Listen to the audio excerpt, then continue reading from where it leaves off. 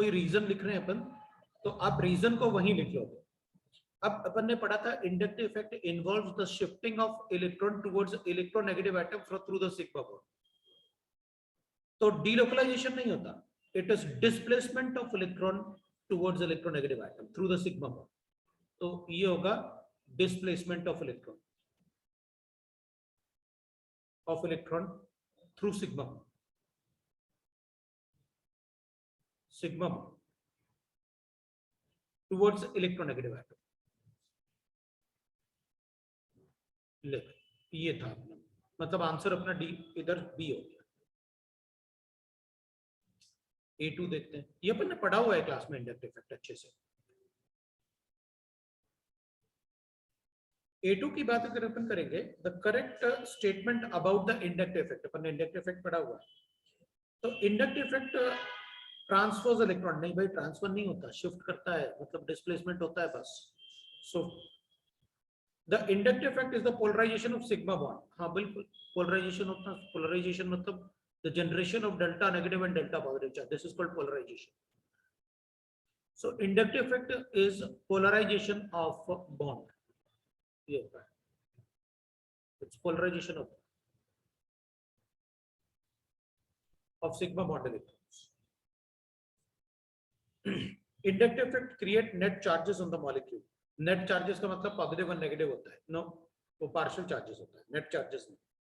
Inductive effect is distance independent, no it depends on the distance. अपन को याद है आप ऐसे लिखते थे delta double positive, delta triple positive, और आप बताते थे ये ज्यादा होता है इससे, ये इसका स्ट्रेंथ ज्यादा होता है इससे, ऐसे लिख के बताया आपने।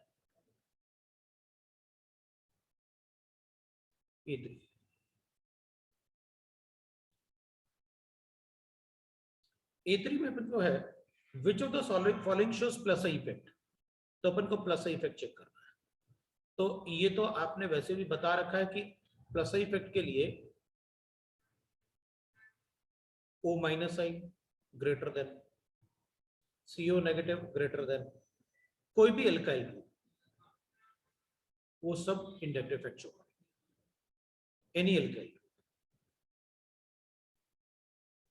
तो ठीक है, प्लस आई इफेक्ट कौन शो करेगा, तो अपने पास A3 में गिवन है Br तो माइनस आई शो करेगा, वो इलेक्ट्रो कार्बन से जो भी ज्यादा इलेक्ट्रोनेगेटिव होगा वो माइनस आई शो करेगा, more electronegative minus I show करेगा।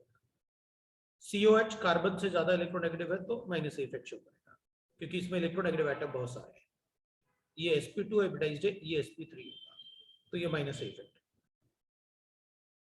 OR कार्बन से ज्यादा इलेक्ट्रोनेगेटिव है तो माइनस आई होगा, ये भी minus I effect. CO negative plus I effect show करता है, ये अपन ने क्लास में पढ़ा। ऑर्गेनिक केमिस्ट्री में आपको थोड़ा याद भी रखना पड़ेगा और आपको सॉल्व भी करना पड़ेगा। Which of the following alkyl group shows maximum plus I effect? So larger the alkyl group, more is the plus I effect. So plus I effect of alkyl group is directly proportional to the size of alkyl group. Size का मतलब हो गया कि अगर किसी carbon से 3 CH3 attached है तो उसका प्लस इफेक्ट ज्यादा होगा अगर किसी कार्बन से 2 प्लस इफेक्ट अटैच्ड है, लाइक दैट। तो वो साइज पे डिपेंड करेगा। A5 तो मैक्सिमम किसका होगा, B वाले का, उसमें 3 CH3 ग्रुप अटैच्ड हैं एक कार्बन से, तो larger the alkyl group more is the plus effect. A5 minus effect order of the group, तो अपन कहेंगे माइनस इफेक्ट ऑर्डर पूछा है अपन से, वैसे तो जरूरत नहीं पड़ती, लेकिन हाँ जिस एटम में सबसे ज्यादा इलेक्ट्रोनेगेटिव एटम हो जिस ग्रुप में, उसका माइनस इफेक्ट ज्यादा होगा। ये तो ऑर्डर अपन ने लिखा हुआ है क्लास में। फिर CN का ऑर्डर होता है NO2 के बाद, फिर उसके बाद अपन F लिखेंगे और उसके बाद NH2 लिखेंगे। इसमें 3 इलेक्ट्रोनेगेटिव एटम है, इसमें एक इलेक्ट्रोनेगेटिव एटम है और sp हाइब्रिडाइज्ड है। ये कार्बन भी इलेक्ट्रोनेगेटिव है और नाइट्रोजन भी इलेक्ट्रोनेगेटिव है। F एक ही इलेक्ट्रोनेगेटिव एटम है और NH2 nitrogen is less electronegative than fluorine. ये ऑर्डर अपन ने क्लास में लिखा हुआ है। इसके बाद NO2 के बाद अपन ने CN के बाद SO3H, उसके बाद COH, फिर फ्लोरीन लिखा हुआ है। तो वो ऑर्डर क्लास में लिखा हुआ है A6. Which of the following has the strongest minus effect? तो स्ट्रॉन्गेस्ट के लिए तो अपन ने जो लिखा हुआ है NR3 पॉजिटिव सबसे ज्यादा, फिर अपन ने SR2 पॉजिटिव लिखा हुआ है क्लास में, फिर अपन ने NH3 पॉजिटिव लिखा हुआ है क्लास में, फिर अपन ने NO2 लिखा हुआ है क्लास में, उसके बाद CN लिखा हुआ है, उसके बाद SO3H लिखा हुआ है, उसके बाद COH, उसके बाद FClBr, ऐसे अपन ने लिखा। तो इनमें पूछा स्ट्रॉन्गेस्ट माइनस इफेक्ट इसका होगा, ये गिवन है क्या? बिल्कुल ए वाला ऑप्शन है, ए वाला ऑप्शन तो यही है। तो सबसे ज्यादा ए होगा, फिर सी होगा, फिर बी होगा और उसके बाद डी होगा। डी वाला तो इधर भी,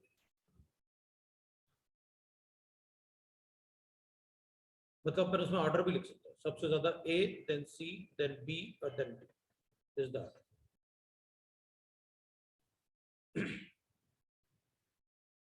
तो ये ए पार्ट ए में अपन ने इंडक्टिव इफेक्ट के बारे में ये इंफॉर्मेशन अपन ने पढ़ा हुआ है, पूरा क्लास में पढ़ा हुआ है ये इंफॉर्मेशन।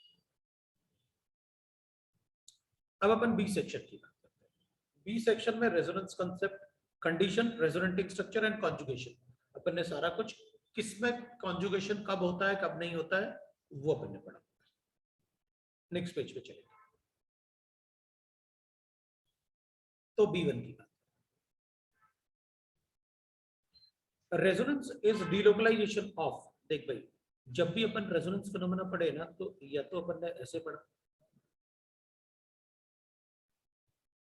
या तो अपन ने ऐसे पढ़ा,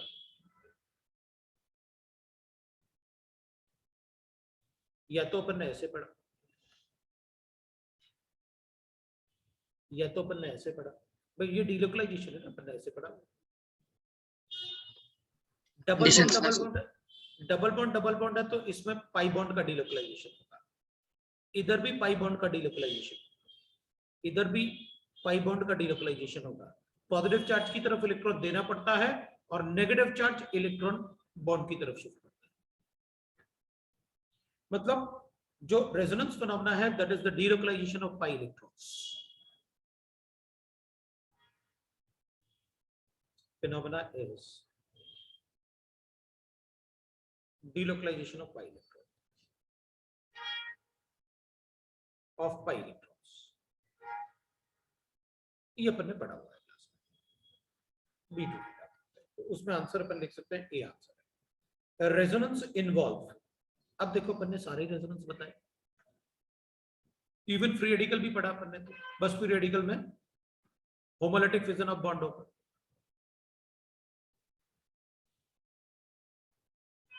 तो delocalisation of pi electron along the conjugated system, हाँ तो कॉन्जुगेटेड सिस्टम में पाई इलेक्ट्रॉन डिलोकलाइज होता है, बिल्कुल करेक्ट है। दूसरा delocalisation of lone pair in a conjugated system, हाँ ये है ना लोन पेयर का डिलोकलाइजेशन इन अ कॉन्जुगेटेड सिस्टम, हाँ करेक्ट है। Delocalisation of negative charge in a conjugated system, हाँ बिल्कुल negative charge in a conjugated system. और कॉन्जुगेशन क्या होता है? जो कार्बन डबल बॉन्ड को होल्ड करते हैं उनसे जो वेरी फर्स्ट एटम अटैच्ड है उस पे positive charge, negative charge, double bond ऐसे कुछ होना चाहिए, तो अपन कहते हैं वो conjugated system. All are correct, answer is D. So it is delocalisation of pi electron in conjugation of double bond double bond, double bond and double bond, या फिर double bond and positive charge. ये conjugation अपन ने class में discuss किए, double bond and positive charge etcetera. B3 during delocalisation of, अब देख भाई ये डिलोकलाइजेशन है, तो अपन को बताना है which statement is incorrect, incorrect statement बताना है, ठीक है। नेट चार्ज रिमेन सेम, हाँ भाई तो ठीक है, डिलोकलाइजेशन जो होता है ना नेट चार्ज रिमेन सेम, हाँ ठीक है, तो net charge remain same even अगर अपने पास डबल बॉन्ड भी है ना, मान लो अपने पास ऐसे है, तो इसका मीजोमेरिक इफेक्ट अपन ने ऐसे लिखा हुआ है, पॉजिटिव चार्ज बनेगा, CH डबल बॉन्ड CH और CH2 negative charge. Net charge तो सेम ही रहेगा ना, पॉजिटिव नेगेटिव नेट जीरो हो गया, तो ये भी zero, so net charge remain same, that's correct. Number of paired electron remain same, वो कह रहा है कि नंबर ऑफ पेयर्ड इलेक्ट्रॉन, मतलब जो लोन पेयर होते हैं ना वो सेम होते हैं। हाँ तो वो भी करेक्ट है, क्यों? क्योंकि लोन पेयर अगर मान लो आपने ऐसे भी लिखा, अपन ने ऐसे लिखा, अगर मान लो इसका डीलोकलाइजेशन किया, ये पाई इलेक्ट्रॉन्स है, पाई बॉन्ड था, तो अपन कहेंगे देखो भाई इसका डीलोकलाइजेशन तो ऐसे हो जाएगा, इसका पाई इलेक्ट्रॉन इधर आएगा, दोनों इलेक्ट्रॉन, क्यों? क्योंकि इसमें डबल बॉन्ड O बनाने वाला होगा, ये ऑक्सीजन के एक लोन पेयर से मैंने बॉन्ड बना लिया, एक इलेक्ट्रॉन इसको दिया, तो इसमें पॉजिटिव चार्ज। अभी इसमें कितने पाई इलेक्ट्रॉन लोन पेयर थे? 2। इसमें कितने लोन पेयर है? 2, तो दोनों में 2 लोन पेयर है, तो pair of electron will remain same, that's correct. C की बात करते हैं, number of unpaired electron remain same, हाँ तो अनपेड इलेक्ट्रॉन जो होंगे वो तो सेम रहेंगे, नंबर ऑफ अनपेड इलेक्ट्रॉन। अगर मान लो, अब अनपेड इलेक्ट्रॉन का मतलब हुआ कि जैसे अपने पास रेडिकल्स है, अब अगर इसमें एक रेडिकल है तो इधर भी अगर अपन डीलोकलाइजेशन शो करेंगे तो रेडिकल तो एक ही रहेगा, ये वाले इलेक्ट्रॉन और ये वाले इलेक्ट्रॉन से बॉन्ड बना देते हैं, तो रेडिकल इस पे जनरेट हुआ, जैसे अपन ने सीखा था क्लास में, that will remain same, that's correct. ये रेडिकल है, जितने अनपेड इलेक्ट्रॉन इसमें उतने इसमें होंगे, अनपेड इलेक्ट्रॉन होगा तो ये पैरामैग्नेटिक होगा, लेकिन इधर कोई भी अनपेड इलेक्ट्रॉन नहीं है, दे आर डायमैग्नेटिक।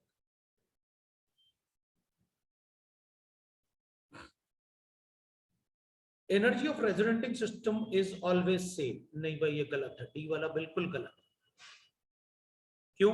क्योंकि इन दोनों में एनर्जी अगर अपन चेक करेंगे तो इसमें एनर्जी कम होगी, इसमें ज्यादा बॉन्ड है ना, इसका बॉन्ड ऑर्डर ज्यादा है, जिसमें ज्यादा नंबर ऑफ बॉन्ड होगा उसकी स्टेबिलिटी ज्यादा होगी, क्योंकि उसकी एनर्जी कम होगी। तो वो कह रहा है कि रेजोनेटिंग स्ट्रक्चर का एनर्जी हमेशा सेम होता है, गलत। हो भी सकता है सेम, नहीं भी हो सकता। अगर बेंजीन होता है तो अपन कहते हैं सेम होता है, क्योंकि इसमें तो चार्जेस जनरेट नहीं हो पाते ना, इधर सेम है, इधर सेम, एनर्जी सेम, लेकिन हमेशा सेम होगा ऐसा जरूरी नहीं है, इनकी एनर्जी तो डिफरेंट होती है,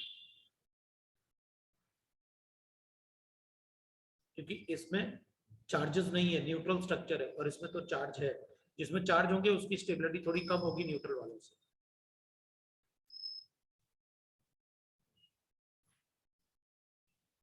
ये 1 और 2, स्टेबिलिटी 1 की ज्यादा है, इधर सेम एनर्जी है, सेम स्टेबिलिटी, तो डी वाला तो बिल्कुल गलत है, B4 की। Resonating structures of the molecule does not have, देख भाई इतने सारे रेजोनेटिंग स्ट्रक्चर बना रखे हैं अपने सामने, इन्हीं को भी देख के बता देते हैं।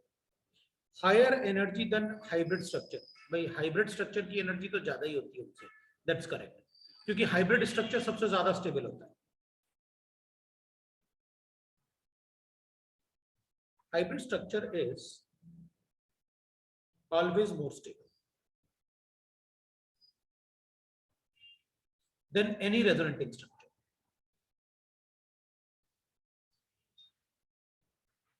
Resonating structure,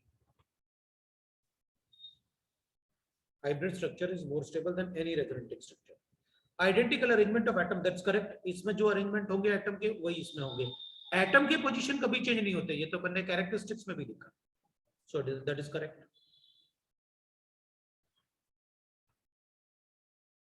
arrangement of atom, position of atom never changes, C1। the same number of paired electrons, that is also correct, कोई paired electron तो सेम ही रहेगी, that's correct।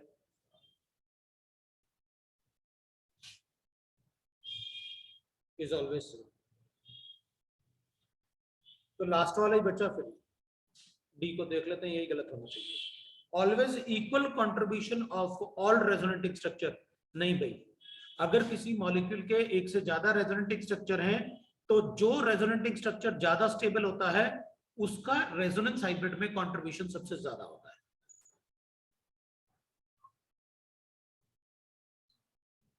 Most stable resonating structures have more contribution in resonance hybrid.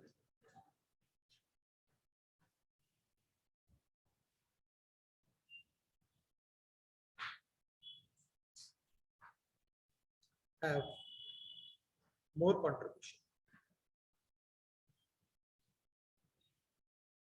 in resonance hybrid.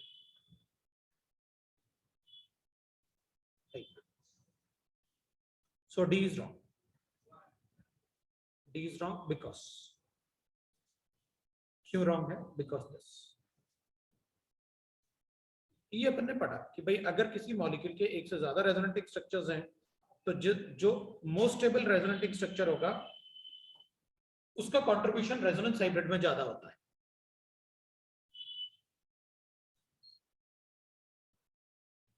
अब अपन B five की बात करेंगे, ठीक है, हो गया ये।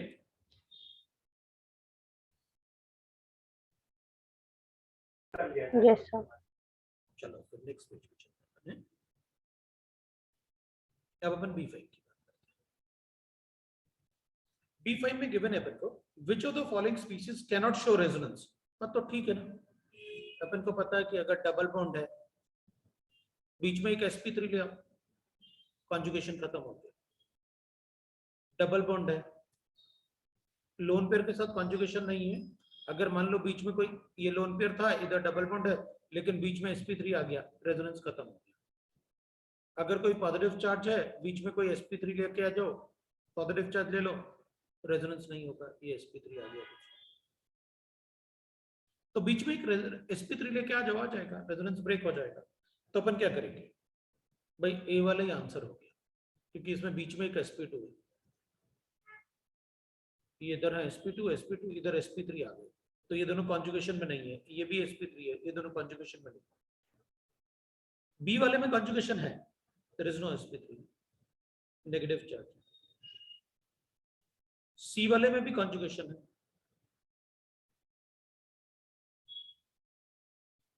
इन सब में नो कॉन्जुगेशन था। अगर बीच में कोई sp3 आया तो कॉन्जुगेशन खत्म हो जाएगा, फिर कॉन्जुगेशन नहीं। सी वाले में कॉन्जुगेशन है, इन दोनों के बीच में कोई sp3 नहीं है। डी वाले में देखेंगे तो रेडिकल है, वो भी कॉन्जुगेशन, ये भी कॉन्जुगेशन है रेडिकल। B6 की बात करते हैं। B6 वाले में the resonance is not possible in, sir A होगा ना? बिल्कुल यही वाला पार्ट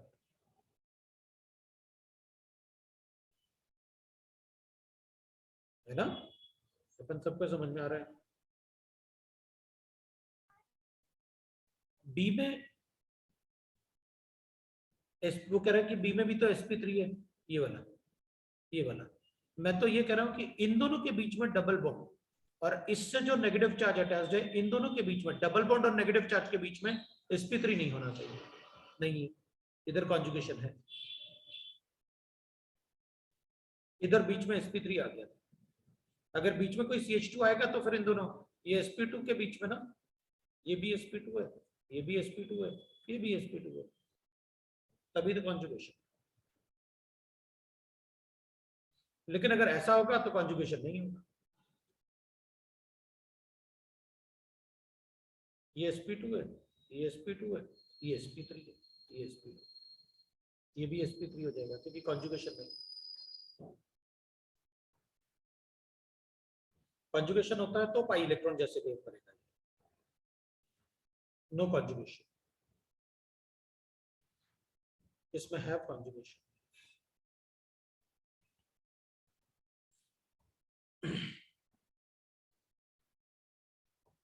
B7 की बात करें।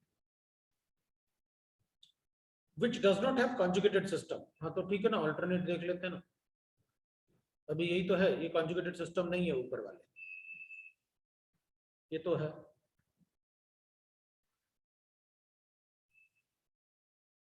बी की बात करते हैं, बी वाले में भी conjugated system है, इसमें भी है alternate double bond।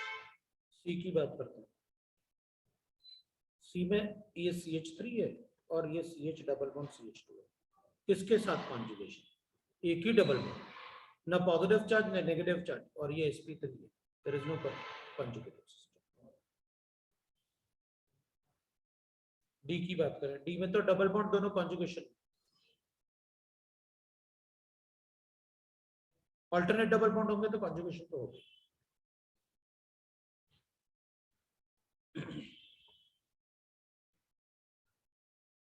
Compound which is resonance stabilised, हाँ तो ठीक है ना, जो जिसमें ये सब होंगे, जैसे ये दोनों थे तो रेजोनेंस स्टेबलाइज्ड थे, ये तीनों थे तो रेजोनेंस स्टेबलाइज्ड थे, ये नहीं था रेजोनेंस स्टेबलाइज्ड,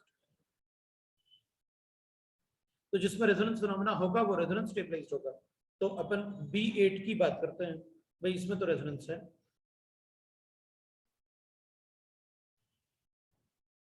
इसमें तो रेजोनेंस है लोन पेयर और डबल बॉन्ड।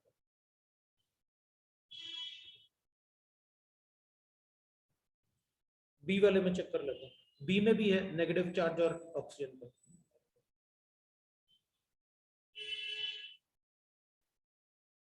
इसमें तो जिस एटम पे नेगेटिव चार्ज है उस एटम के बीच में और डबल बॉन्ड में कोई sp3 नहीं है ना, इसमें भी है।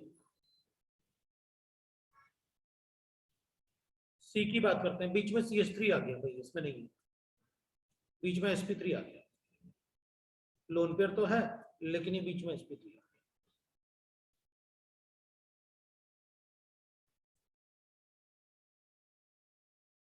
डी वाला अब समझ में आ गया अपन को कैसे करना है, डी में तो डबल बॉन्ड ही है, ऑल्टरनेट डबल बॉन्ड है तो रेजोनेंस तो होगा ही।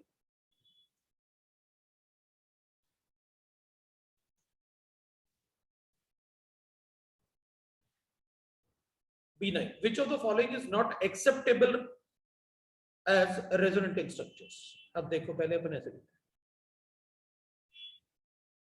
resonating structures is not accepted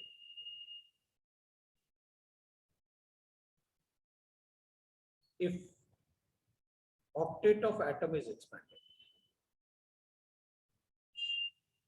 of atom is expanded। दूसरा, nitrogen and oxygen has positive charge and their octet is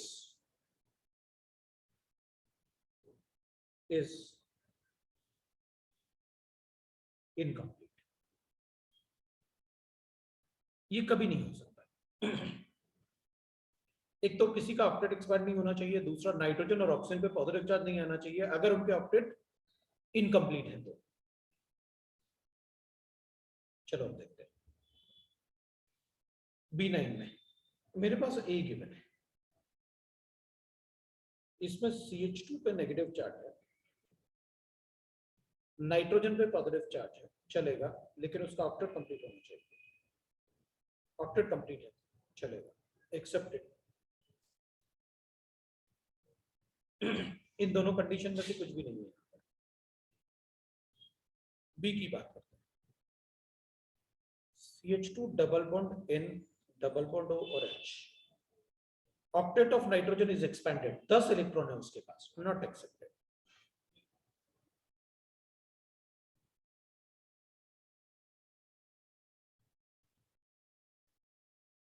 not accepted.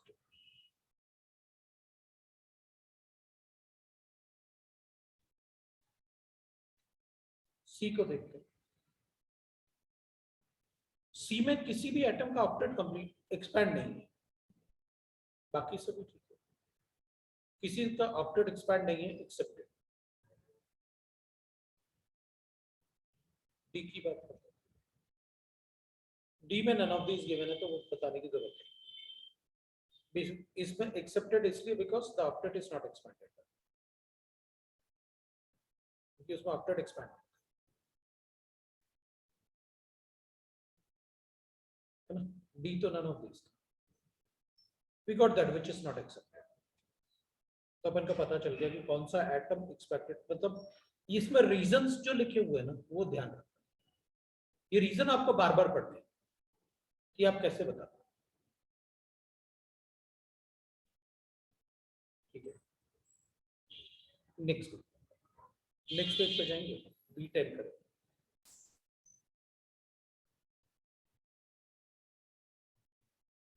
B10 वैसे तुम अपने आप भी कर सकते हो, मैं नेक्स्ट पेज पे जा रहा हूँ। अब B10 में अपन को गिवन है which of the following pair is not pair of resonating structures। ले भाई ये तो पहले ही वाला हो गया, क्यों भाई, एक में कॉन्जुगेटेड सिस्टम है, डबल बॉन्ड अल्टरनेट है, तो दूसरे में अल्टरनेट नहीं है, तो ये तो रेजोनेटिंग स्ट्रक्चर्स ही नहीं है, ये तो अलग अलग कंपाउंड है। इसमें रेजोनेंस है, इसमें नो रेजोनेंस, तो वो रेजोनेटिंग स्ट्रक्चर्स ही नहीं है। बी की बात है, अभी बी में आपने क्या किया, CH2 डबल बॉन्ड CH और ऑक्सीजन पे नेगेटिव चार्ज, यहां पर आपने ये बॉन्ड इधर बनाया और ये इधर शिफ्ट किया, तो आपने रेजोनेटिंग स्ट्रक्चर ऐसे बना देना, ये बना हुआ है भाई, इसमें तो यही बना हुआ है, तो ये तो रेजोनेटिंग स्ट्रक्चर्स हैं। This is more stable, reason क्योंकि दोनों में सभी एटम के ऑक्टेट कंप्लीट है, लेकिन इसमें ऑक्सीजन पे नेगेटिव चार्ज है, इसमें कार्बन पे भाई दोनों सभी एटम के ऑक्टेट कंप्लीट है, लेकिन इसमें ऑक्सीजन पे नेगेटिव चार्ज है और उसमें कार्बन पे नेगेटिव चार्ज है, तो अपन बता सकते हैं कि दोनों में से ज्यादा स्टेबल कौन है। सी की बात करते हैं। अब देखो आंसर आ गया तो इसका मतलब ये नहीं अपन छोड़ दें, अगर अपन जितना ज्यादा डिस्कस करेंगे अपन को पता भी तो चलेगा ना कि आप कैसे सॉल्व करते हो, मुझे तो क्वेश्चन सॉल्व करके दिखाना है आपको, है ना। अब अपने पास सी में ऐसे गिवन था, CH2 था, डबल बॉन्ड CH, ऑक्सीजन था और CH3 था, अपन को पता है लोन पेयर डबल बॉन्ड के साथ कॉन्जुगेशन,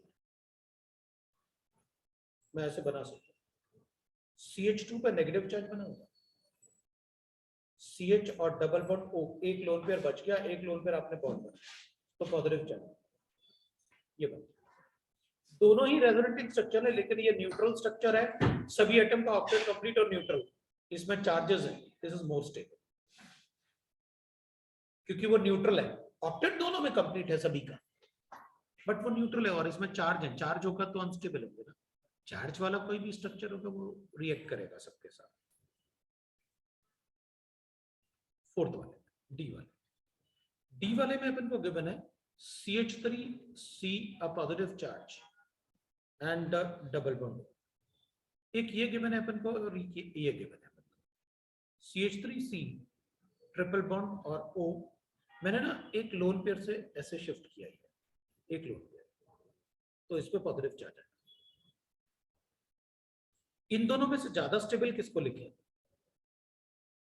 सर सेकंड वाला, क्योंकि उसमें सभी एटम का ऑक्टेट कंप्लीट है, because all atom has octet complete, all atom has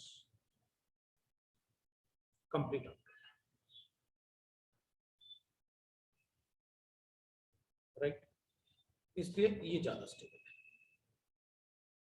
अच्छा, अब अपन एक छोटा सा पार्ट लिखेंगे, फिर B11 को डिस्कस करेंगे, मतलब इट इज नॉट दैट कि भाई अपन B11 को डिस्कस कर लेंगे, लेकिन पहले अपन एक अपन प्रायोरिटी ऑर्डर लिख रहे हैं, order of effects for stabilities.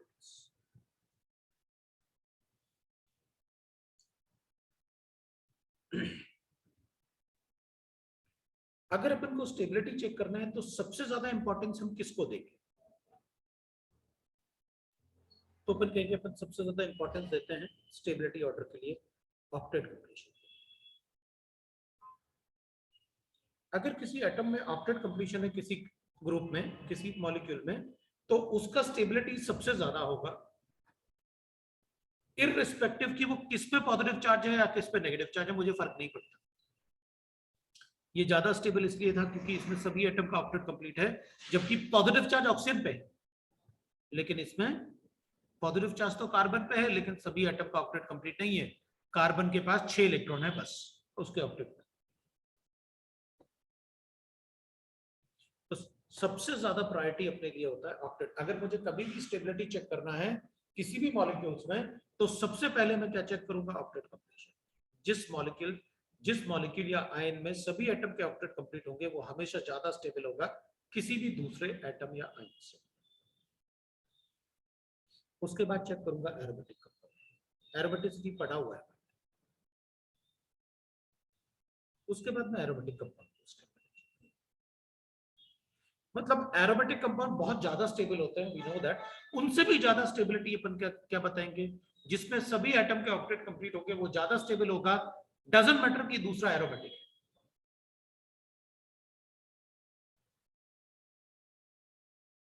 Aromatic के बाद रेजोनेंस या मेसोमेरिक, उसका स्टेबिलिटी बताओ। और उसके बाद अपन चेक करेंगे हाइपर कॉन्जुगेशन, और हाइपर कॉन्जुगेशन के बाद inductive effect. Inductive effect is the weakest one. मतलब जब कोई इफेक्ट नहीं काम करता है तो अपन इंडक्टिव इफेक्ट की बात करें। ये ऑर्डर है प्रायोरिटी ऑर्डर जो अपन चेक करते हैं। अगर मान लो एक से ज्यादा स्ट्रक्चर में ऑक्टेट कंप्लीट है तो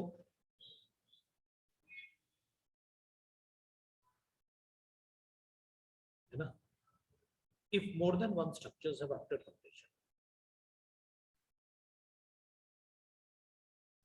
one structure has complete octet, then check overlapping of orbitals.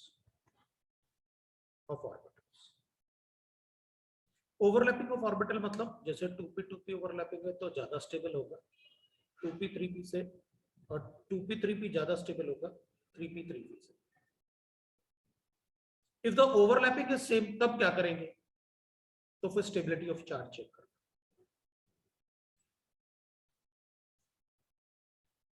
Is same, then check the charge, वो चेक करें। अब मुझे ये दोनों भी आपको एग्जांपल में बताना चाहिए, क्योंकि एग्जांपल रहेंगे तो पता चलेगा ना कि ये ओवरलैपिंग मैं कैसे चेक करूंगा।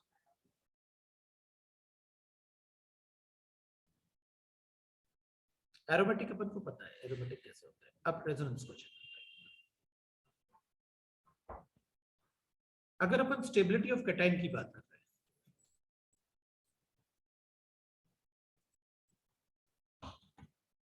तो अपन को एक बात पता है, कैटाइन अगर अपने पास होगा ना, तो जितना ज्यादा अपन कैटाइन को चार्ज देंगे उतनी ज्यादा उसकी स्टेबिलिटी होगी।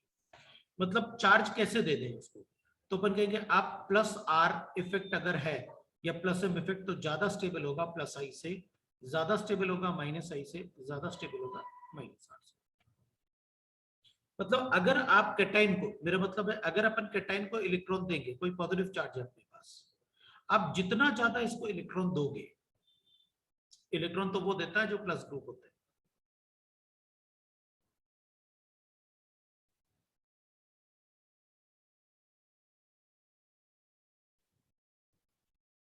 है ना, इलेक्ट्रॉन तो वो देता है जो प्लस ग्रुप होता है।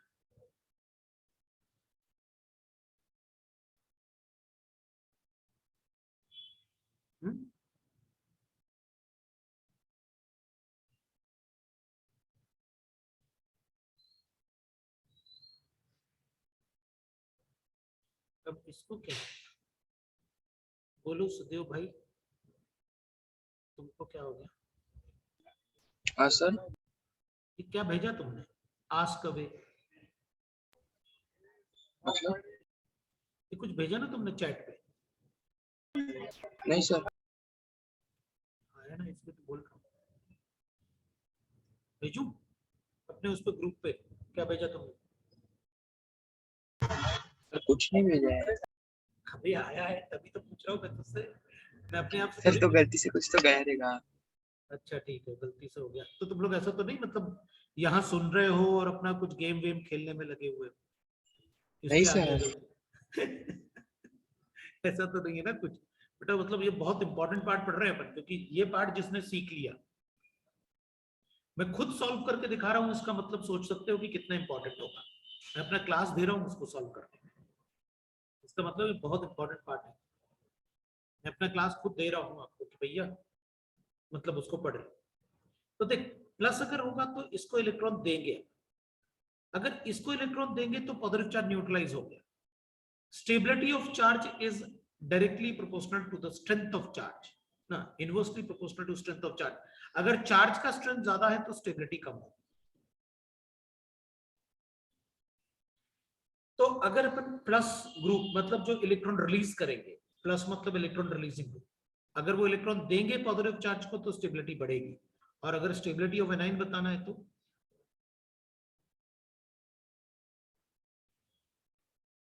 एनाइन में नेगेटिव चार्ज होगा, तो नेगेटिव चार्ज से कोई विड्रॉ कर ले इलेक्ट्रॉन, तो विड्रॉइंग इफेक्ट तो वो होते हैं जो माइनस आर होते हैं, माइनस आई होते हैं, प्लस आई होते हैं और प्लस आर। मतलब एनाइन में अगर माइनस आर है तो it decreases the strength of negative charge, वो इलेक्ट्रॉन विड्रॉ कर ले तो स्टेबिलिटी बढ़ जाए। सो अपन लिख देंगे electron withdrawing group, withdrawing group increases stability of anion.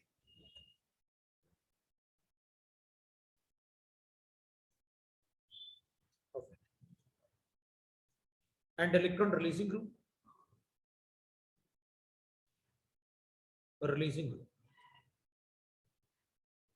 increases stability of cation. Stability of cation.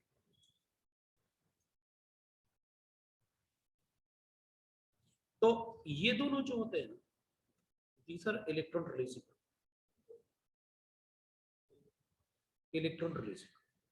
और ये दोनों जो होते हैं ना, they are electron withdrawing group। लेकिन इसका स्ट्रेंथ इलेक्ट्रॉन विड्रॉइंग ग्रुप में ज्यादा होता है, इससे इसका स्ट्रेंथ ज्यादा होता है, विड्रॉ करने का पावर। हाँ तो वो तो लिखा ना आपने, रेजोनेंस का पावर ज्यादा होता है आई से।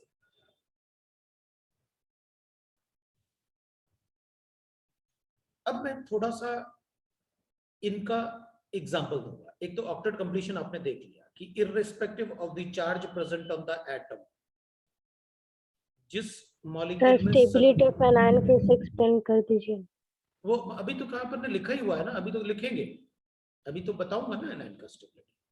अब एग्जांपल भी तो दे दो, इनमें एग्जांपल दे दोगे इन सब के तो ज्यादा अच्छा होगा ना, उससे फिर अपन को एक ऑथेंटिसिटी हो जाएगी कि अच्छा ऐसे चेक करना है, कर लेंगे। ये तो अभी तो यहां से शुरू करूंगा ना एग्जांपल। तो ऑक्टेट कंप्लीशन तो ये दिख रहा है डी वाला ज्यादा स्टेबल है, क्योंकि ऑक्टेट कंप्लीशन सभी एटम का।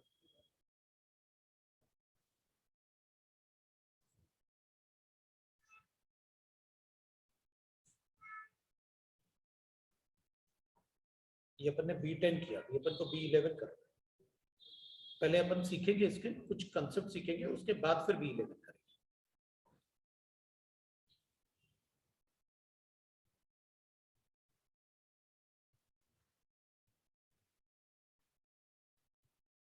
पहले अपन इसके कुछ कंसेप्ट सीखें, फिर अपन B11 करेंगे।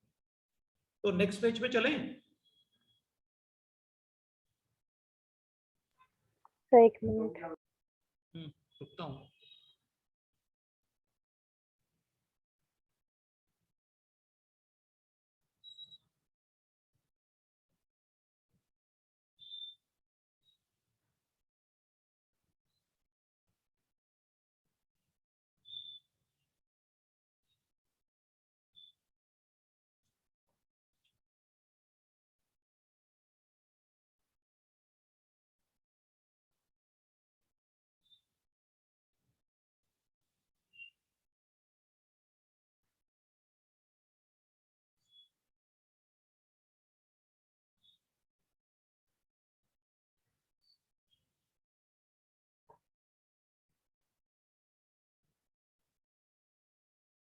Done sir.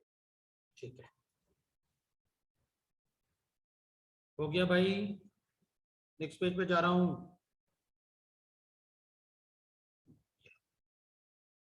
तो एक एग्जांपल लेते हैं।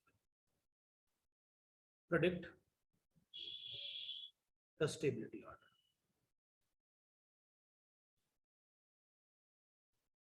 among the following।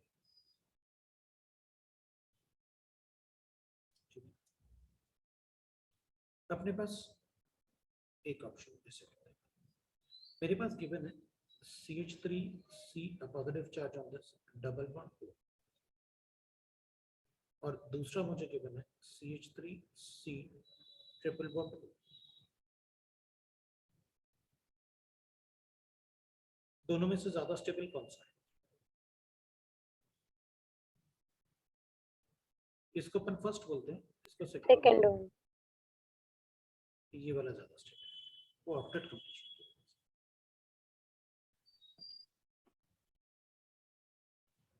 ठीक है,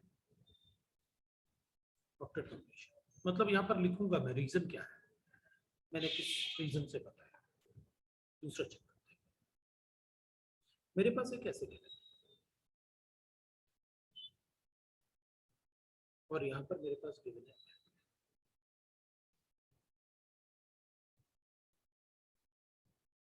और मेरे पास एक ऐसे गिवन है।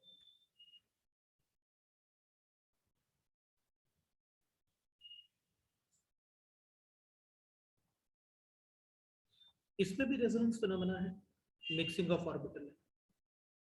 तो मैं ऐसे करूँ क्योंकि दोनों अलग अलग हैं इसलिए मैं बना सकता हूँ, और इसमें मैं रेजोनेंटिंग स्ट्रक्चर बनाऊंगा तो ऐसे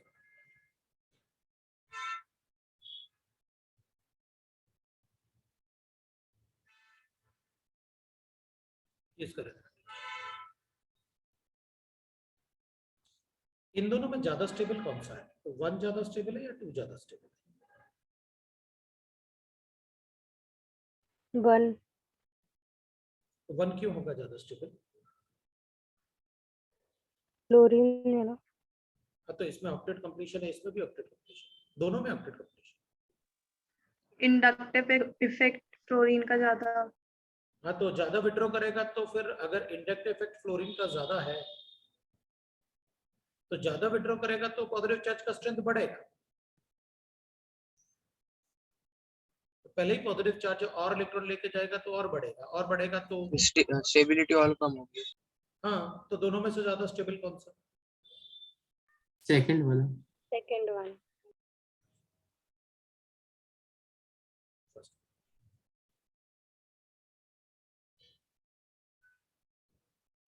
पता क्या था, इसमें रेजोनेंस फिनोमेना है, इसमें भी रेजोनेंस फिनोमेना है।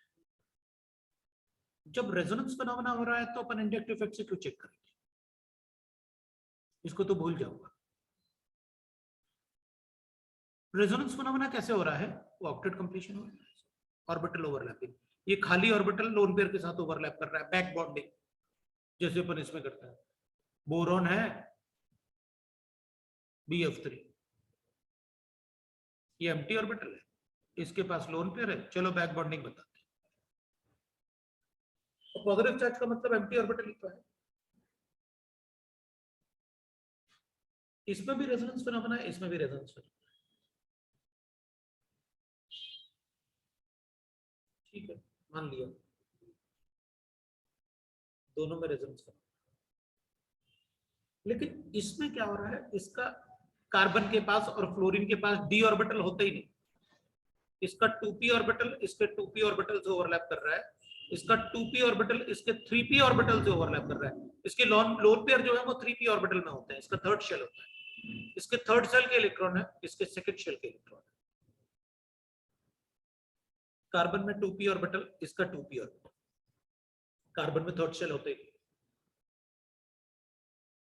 इसमें ऑर्बिटल ओवरलैपिंग 2p है, और अगर किसी ऑर्बिटल का 2p के साथ ओवरलैप करेगा तो ये ऑर्बिटल ओवरलैपिंग ज्यादा होती है रादर देन कोई 2p ऑर्बिटल 3p के साथ ओवरलैप करे, तो ऑर्बिटल ओवरलैपिंग कम होती है क्योंकि उसका इंटरन्यूक्लियर डिस्टेंस कम हो जाएगा।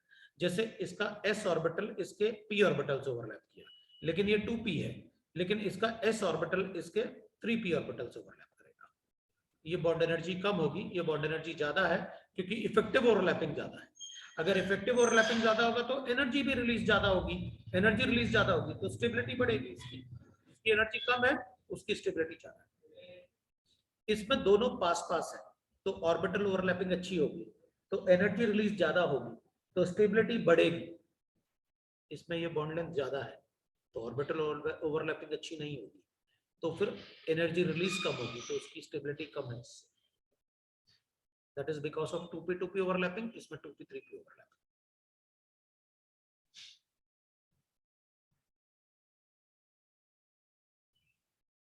तो अपन कहेंगे अच्छा ठीक है सर, मान लिया ये भी 2p2p ओवरलैपिंग था, this is a resonance phenomena. ये बैक बॉन्डिंग कुछ नहीं होता। बैक बॉन्डिंग मतलब जब अपन केमिकल बॉन्डिंग पढ़ रहे थे ना, तो अपन को पता नहीं था कि रेजोनेंस क्या होता है। ये back bonding is nothing but resonance phenomena. It's a resonance phenomena.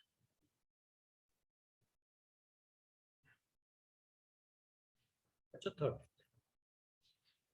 अपन को पता चल गया है ड्यू टू इफेक्टिव।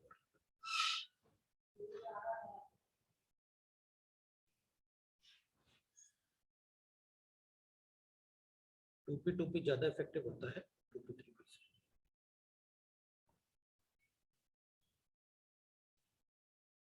मतलब ये थोड़ा थोड़ा फिर मैं कंबाइन करके एक क्वेश्चन बनाऊंगा बड़ा सा, ए बी सी डी सब देके, लेकिन पहले पता तो चले करना क्या है।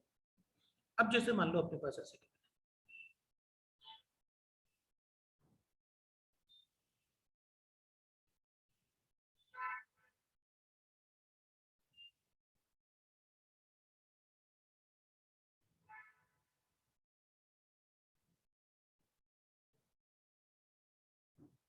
अगर किसी एटम पे लोन पेयर हो सकते हैं, तो ऑर्गेनिक केमिस्ट्री में ध्यान रखना कि लोन पेयर पहले बनाओ। पहले तुम मॉलिक्यूल को देखते ही कि अगर किसी एटम पे लोन पेयर है तो बना दो भाई।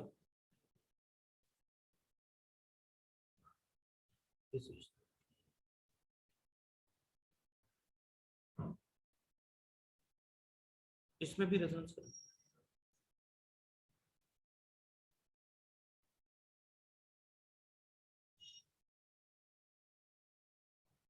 दोनों में से ज्यादा स्टेबल कौन सा होगा?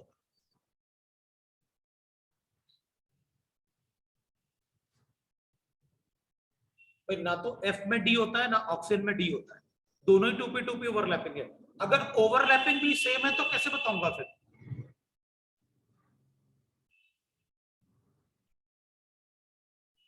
कैटायन और एनायन की स्टेबिलिटी से। तो बताओ पॉजिटिव चार्ज ज्यादा स्टेबल किस पे होगा, ज्यादा इलेक्ट्रोपॉजिटिव पे या कम इलेक्ट्रोपॉजिटिव पे?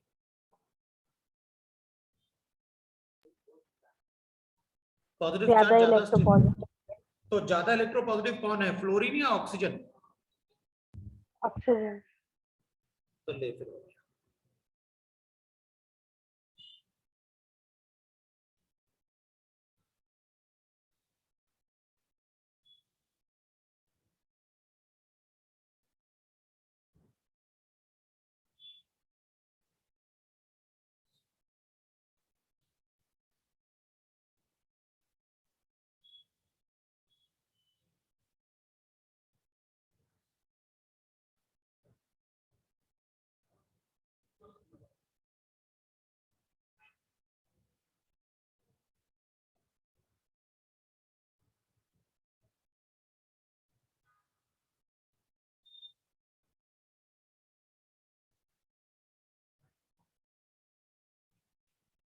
बताओ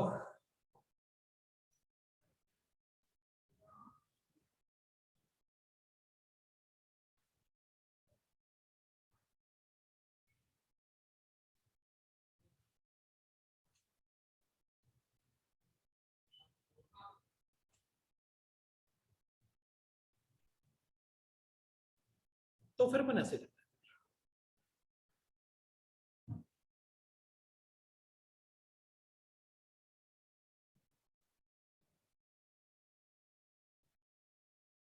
एक मिनट रुकना है।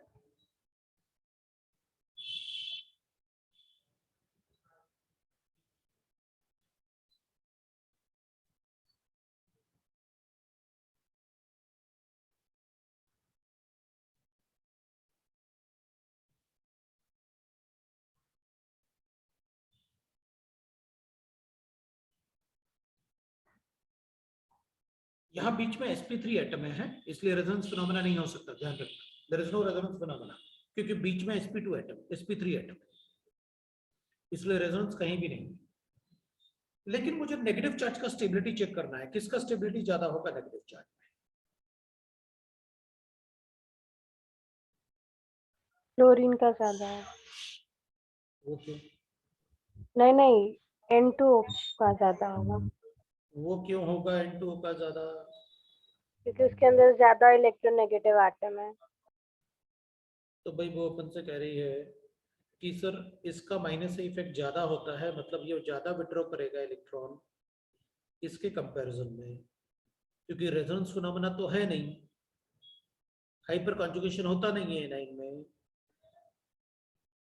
तो फिर मैं कैसे चेक करूं? इंडक्टिव इफेक्ट से।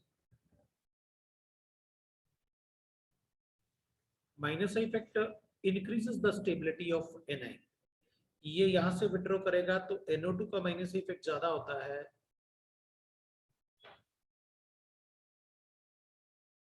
F से, तो फिर ये ज्यादा इलेक्ट्रॉन विड्रॉ करेगा तो नेगेटिव चार्ज का स्ट्रेंथ कम होगा, तो स्टेबिलिटी बढ़ेगी।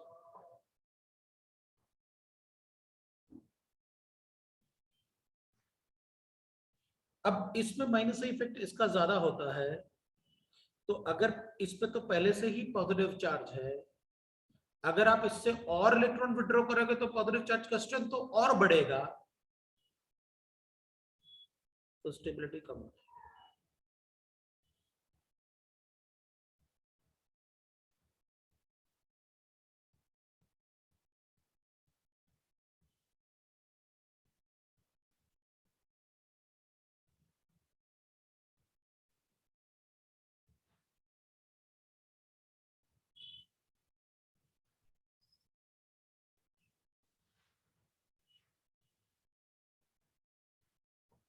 इसमें पॉजिटिव चार्ज बढ़ जाएगा,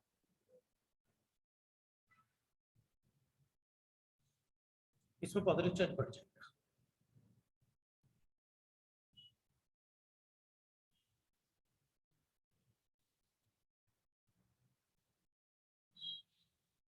चलो अपन एक क्वेश्चन, आपको पता चल गया ना, जैसे आप बोल रहे थे ना कि सर वो माइनस इफेक्ट वाला एक बार समझा दो, एनाइन का स्टेबिलिटी। Yes sir. तो क्वेश्चन में अपन को ज्यादा अच्छे समझ में आया। अब जरा दो तीन मतलब ऐसे ना एक एक अपन ने कंपैरिजन सीखा ना, और अपन को पता है कि सबसे ज्यादा इंपॉर्टेंस किसको देते हैं, आपने ये बता रखा है मुझे प्रायोरिटी ऑर्डर। तो चलो फिर देखते हैं अपन, मतलब एक क्वेश्चन बना के देखते हैं, डिक्रीजिंग ऑर्डर ऑफ स्टेबिलिटी।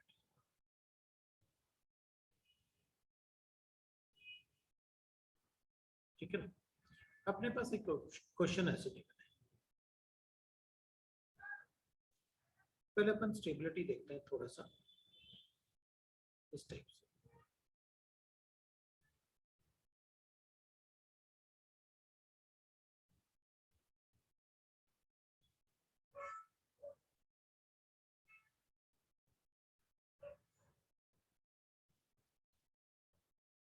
किसका स्टेबिलिटी ज्यादा होगा इसमें? सर ए का ना? वो तो हाइपर कॉन्जुगेशन से बता दिया अपन ने, 9 अल्फा, 6 अल्फा और 3 अल्फा हाँ sir. Bye hyper conjugation.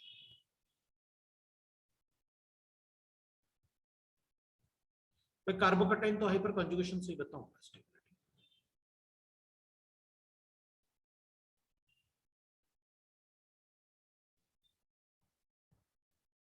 Sir ये जो अल्फा हाइड्रोजन एटम्स होते हैं उनको ही हाइपर कॉन्जुगेबल हाइड्रोजन बोलते हैं क्या? बिल्कुल उन्हीं को बोलते हैं, लिख लेना। Okay sir.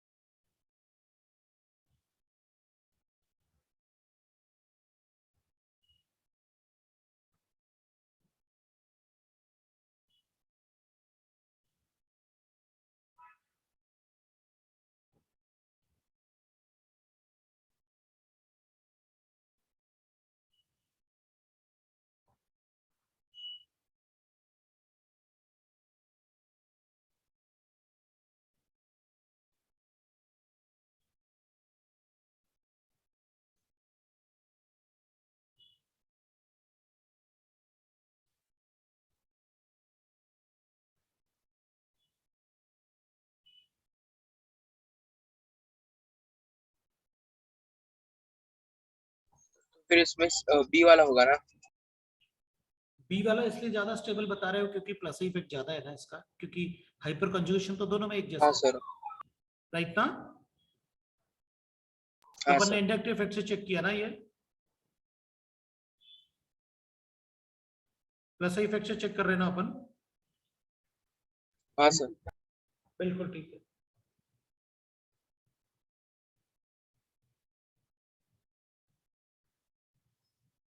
किसी को डाउट नहीं? No sir.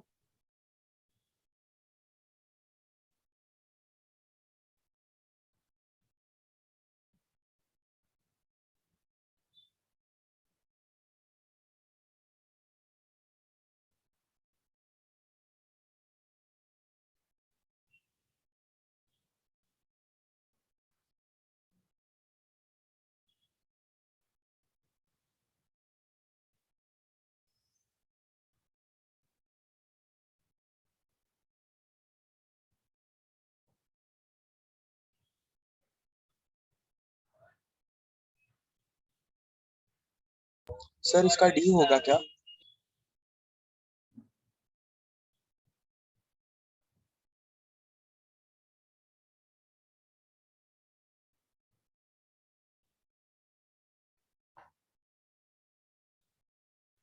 लीस्ट टेबल पूछ रहा था।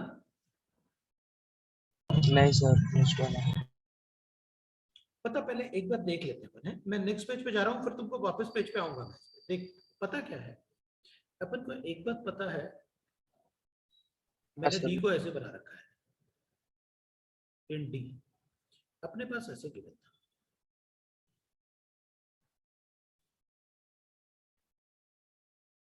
राइट? अपन इसमें कॉन्जुगेशन करेंगे तो ऐसे करेंगे, करेंगे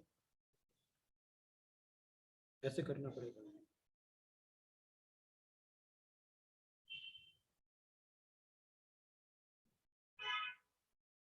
ये इम्पॉसिबल स्ट्रक्चर है,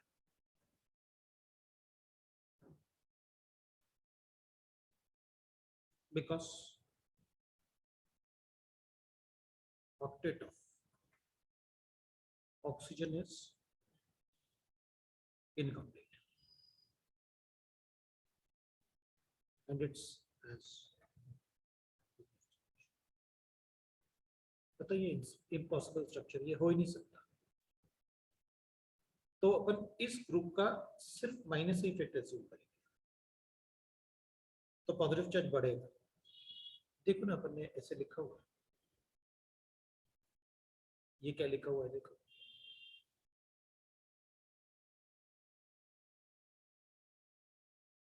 इसमें देखो,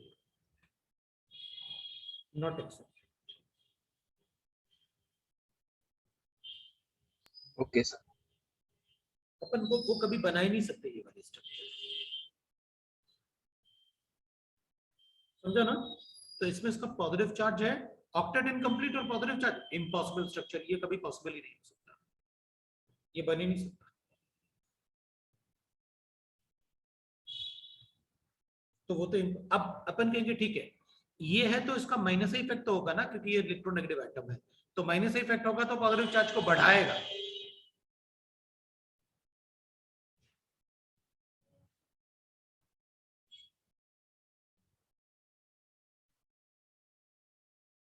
ये तो पॉजिटिव चार्ज को बढ़ाएगा। तो ये वाला तो लीस्ट था।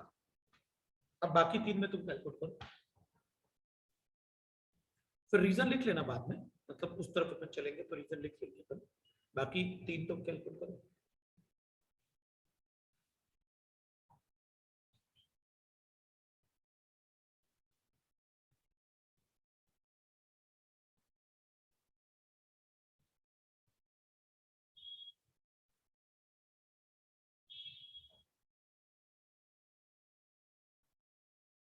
बाकी तीन में सबसे कम स्टेबल कौन सा होगा बाकी तीन में?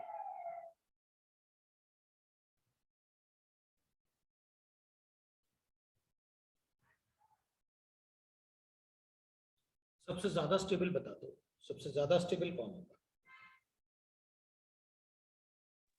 B1 इधर भी लोन पेयर है, इधर भी लोन पेयर है और इधर भी लोन पेयर है। इधर ओवरलैप करूंगा तो 2p2p होगा, इधर ओवरलैप करूंगा तो भी 2p2p होगा और इधर ओवरलैप करूंगा तो 2p3p होगा।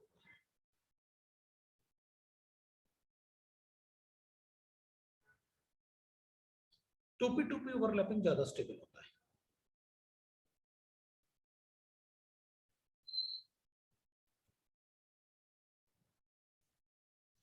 देन 2p3p, मतलब ये दोनों ज्यादा स्टेबल हैं इससे। तो ए और बी ज्यादा स्टेबल है सी और डी से, डी लीस्ट है। फिर सी फिर है। सी। मुझे ए और बी में डिसाइड करना है, तो कैसे करूं भाई? इधर शिफ्ट करूंगा तो पॉजिटिव चार्ज ऑक्सीजन पे, इधर शिफ्ट करूंगा तो नाइट्रोजन पे। ज्यादा इलेक्ट्रोपॉजिटिव कौन सा है लिखा हुआ है ये वाला।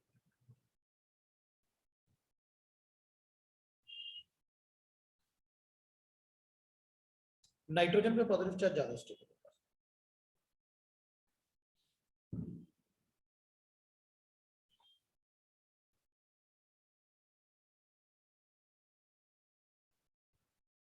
ये कॉपी में लिखते जाना है अच्छे से, ये कॉपी में अच्छे से लिखते जाना।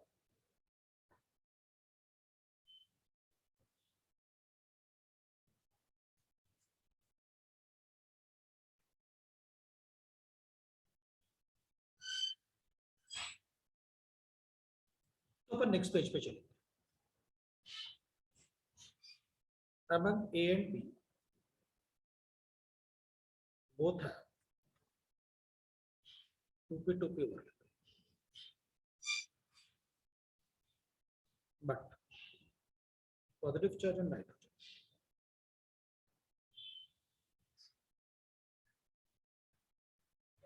is more stable. So P is greater than A. C shows 2p3p overlap.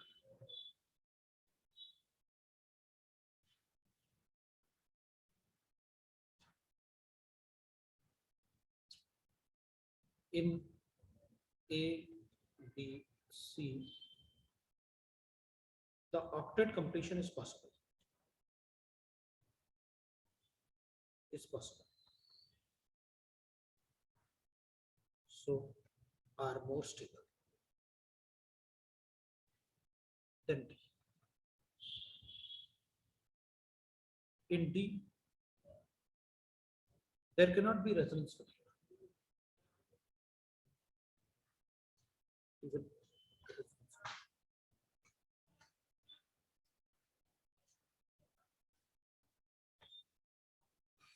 ये है भाई अपने पास। अब बाकी क्वेश्चन सॉल्व करेंगे ना, सॉल्व करें तो पहले B11 सॉल्व करते हैं फिर आगे देखते हैं।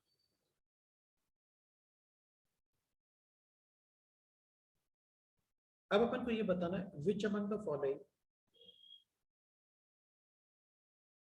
which are resonating structure है, ये बताना है। अब ए की बात करते हैं। ए में भी आर गिवन CH3N, इस पे पॉजिटिव चार्ज है, डबल बॉन्ड O है और O नेगेटिव है। तो अपन कहेंगे अगर इसका रेजोनेंस स्ट्रक्चर बनाना है तो ऐसे बनाना चाहिए। तो ये जो लोन नेगेटिव चार्ज है वो डबल बॉन्ड के साथ कॉन्जुगेशन में है, तो अगर अपन इसको यहाँ शिफ्ट करेंगे तो इसको यहाँ शिफ्ट करना चाहिए, मतलब ये इसका रेजोनेटिंग स्ट्रक्चर होगा। ऐसे बना सकते।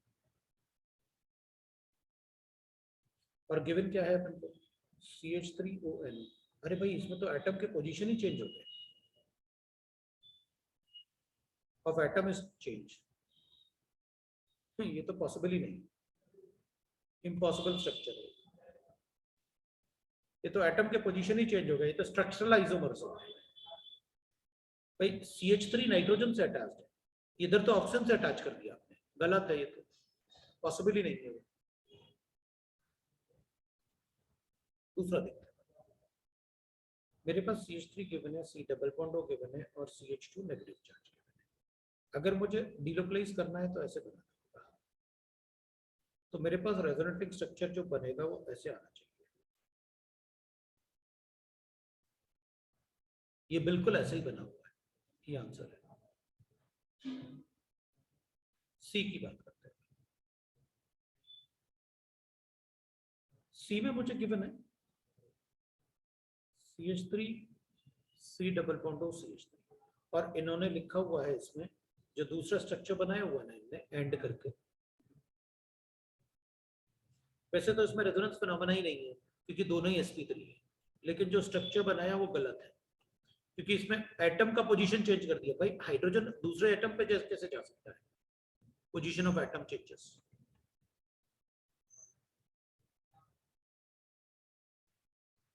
तो गलत। डी में तो पॉसिबल ही नहीं है resonance phenomena. The reason is because एक ही बॉन्ड से कभी रेजोनेंस फिनोमेना नहीं होता, ये तो पोजिशनल आइसोमर्स, एक ही बॉन्ड से कभी रेजोनेंस फिनोमेना हो ही नहीं सकता। अब अपन B12 की बात करते हैं। सो इसमें एक ही बॉन्ड था तो रेजोनेंस फिनोमेना इसका पॉसिबल। अब अपन B12 की बात करें। B12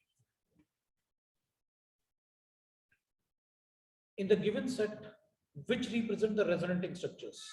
लो भाई वापस अपने पास वही पार्ट आ गया कि कौन सा रेजोनेटिंग स्ट्रक्चर है। देख भाई अगर इसमें ऐसे बना है तो ये रेजोनेटिंग स्ट्रक्चर है। इधर तो एटम की पोजीशन चेंज कर दिया आपने, इधर तो एटम की पोजीशन चेंज हो गई, पोजीशन ऑफ एटम चेंजेस।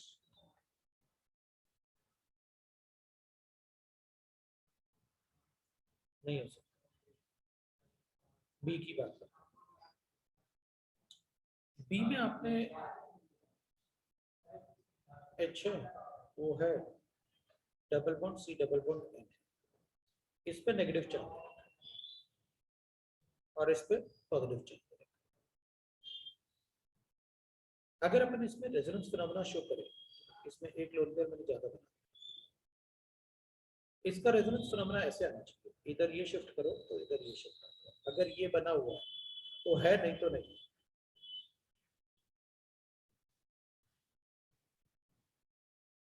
ये बिल्कुल वही है, ये करेक्ट है। एक बार सी की बात कर लेते हैं। सी में अगर आप ऐसे दे देते पॉजिटिव चार्ज और नेगेटिव चार्ज, तो अपन को पता है ये तो पहले ही वाला गिवन है ना, अपन को ऐसे बना होना चाहिए। अगर ऐसे बनाओगे तो मैं बना दूं, ऐसे है तो बना दूं, लेकिन ये ऐसे नहीं बना हुआ। वो तो नाइट्रोजन का पोजीशन ही चेंज कर दिया एटम का, but position of atom is different in given structure. वो डिफरेंट है ना इन गिवन स्ट्रक्चर, सो वो गलत है। और डी वाले में क्या प्रॉब्लम है भाई? डी वाले में फिर position of atom is different,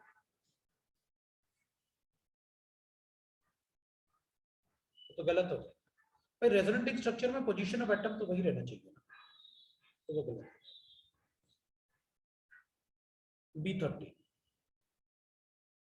in which of the following resonance phenomena is not possible.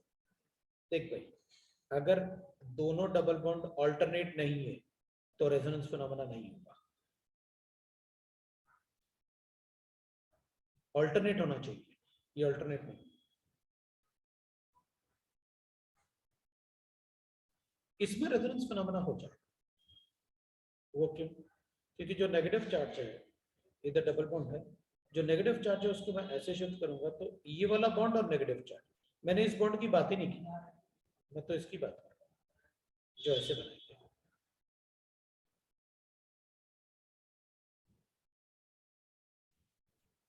ये बनेगा। ये भी कंजुगेशन में इधर से इधर शिफ्ट करूंगा तो इधर आ जाएगा, ये है ना। नॉट पॉसिबल बता रहा है वो, किसमें नॉट पॉसिबल, ए वाले में नॉट पॉसिबल।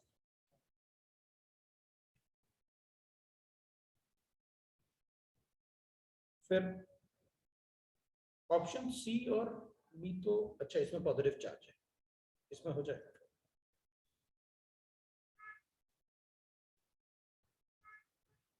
ये डबल बन है तो इसको यहाँ शिफ्ट करेंगे ना,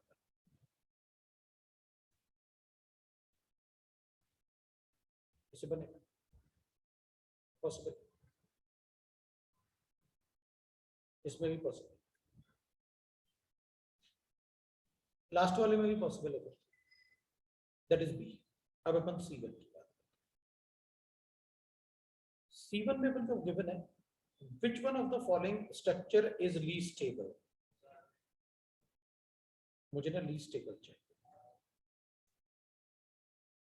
देख check octets,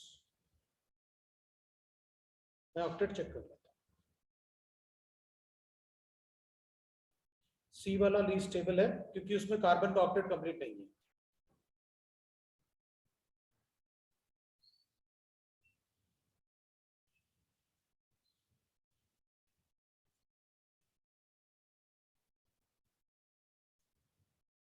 In other structure, octet of all atom are complete.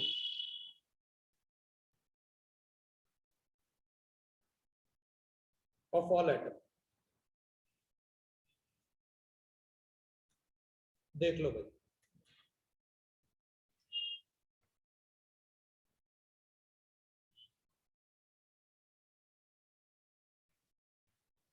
C2 check करो।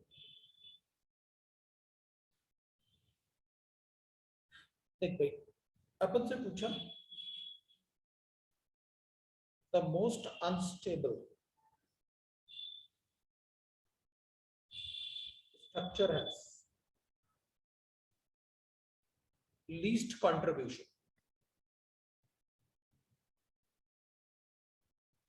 in resonance।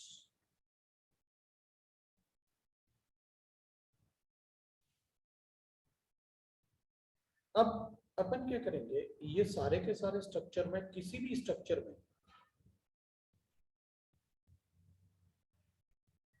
So unstable structure, कौन कौन से ऐसे स्ट्रक्चर होते हैं जो अनस्टेबल होते हैं? Incomplete octet of atom,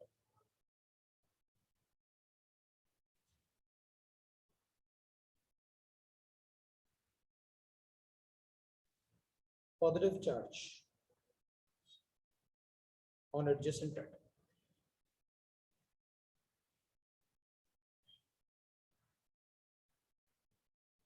negative charge on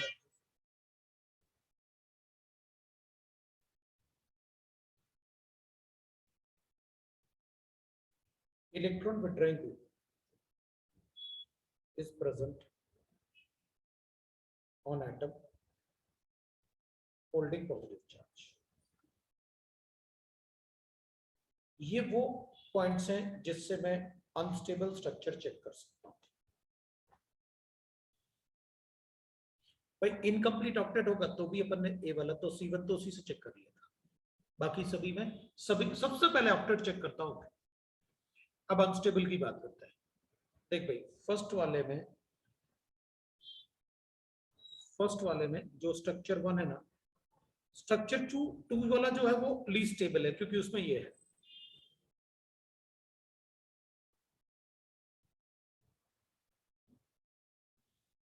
क्योंकि उसमें ये है। बी वाला सबसे कम स्टेबल है। देख मैं नेक्स्ट पेज पे जा रहा हूं, ये आप लिखो, ये तो आपको लिखना पड़ेगा, पहले आप लिख लो फिर अपन देखते हैं।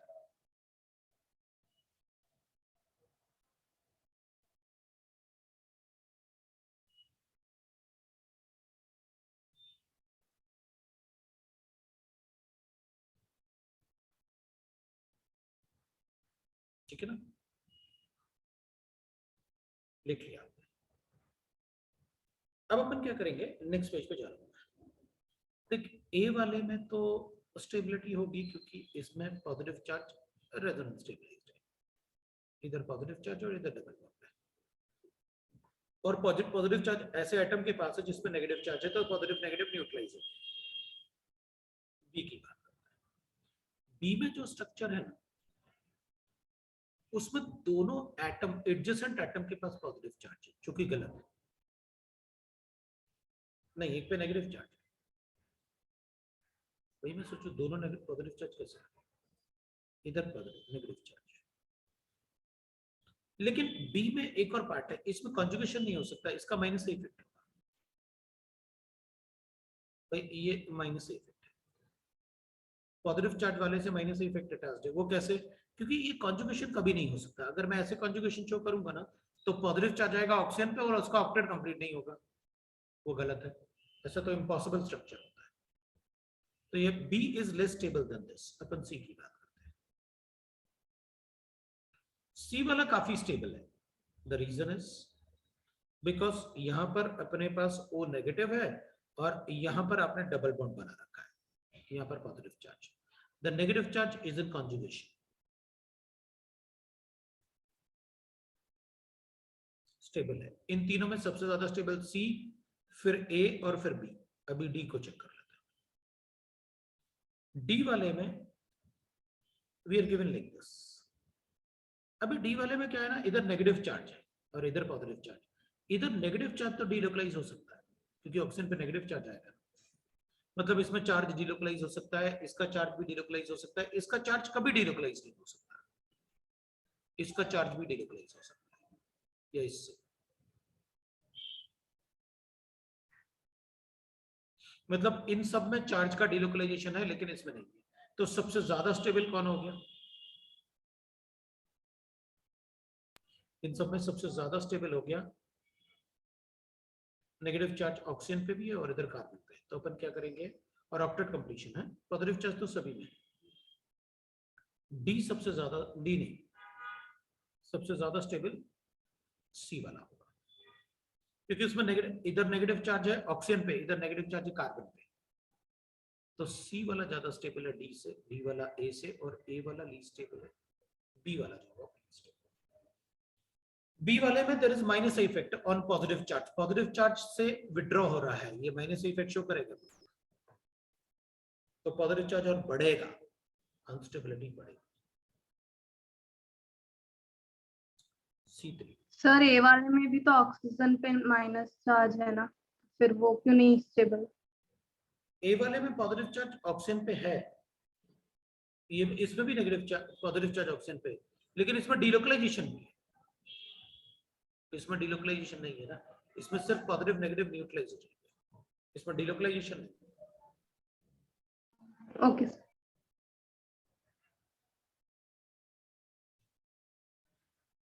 थर्ड वाले में अगर अपन चेक करेंगे, थर्ड वाले में फॉलोइंग रेजोनेटिंग स्ट्रक्चर्स अपन को गिवन है, ऑर्डर ऑफ स्टेबिलिटी बताना है। तो फर्स्ट वाला तो न्यूट्रल है, और अगर हम थर्ड और सेकंड और थर्ड में काउंट करें तो दोनों में ऑक्टेट तो कंप्लीशन है, लेकिन एक में नेगेटिव चार्ज नाइट्रोजन पे और दूसरे में ऑक्सीजन पे।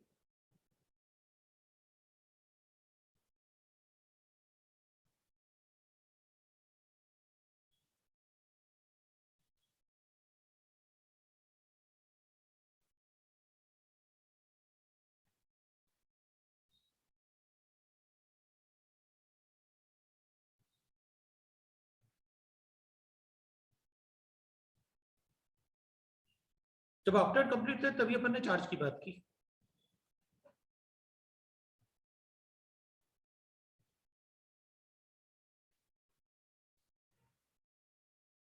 क्योंकि किसी में भी ना ओवरलैपिंग तो सेम ही रहेगा, डी किसी में होता ही नहीं, ऑक्सीजन नाइट्रोजन कार्बन ही तो है, सो डी किसी में होता ही नहीं। अब अपन C4 की बात करते हैं। C4 में तो करेक्ट ऑर्डर ऑफ स्टेबिलिटी, सबसे ज्यादा स्टेबल कौन होगा? पहले अपन ऑक्टेट कंप्लीट चेक कर लेते हैं भाई, फर्स्ट वाला तो सबसे ज्यादा स्टेबल होगा, तो न्यूट्रल स्ट्रक्चर।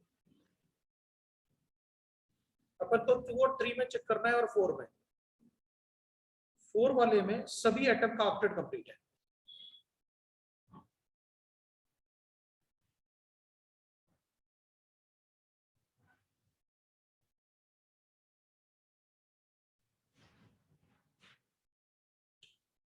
टू और 3 में ऑक्टेट कार्बन का कंप्लीट नहीं था, लेकिन 2 और 3 में कार्बन का ऑक्टेट कंप्लीट नहीं है, तो 3 वाले में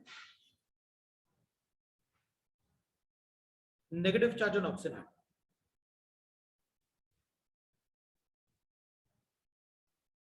नेगेटिव चार्ज ऑन कार्बन है।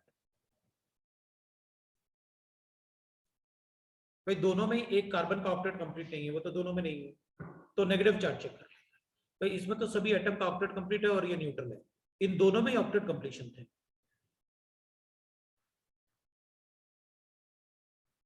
दोनों में ऑक्टेट कंप्लीट है और ये न्यूट्रल है। C5 की बात करते हैं, ए में चेक करते हैं। The most stable resonating structures, अपन को मोस्ट स्टेबल बताना है। पता क्या होता है? अपन को ऐसे लिखना है,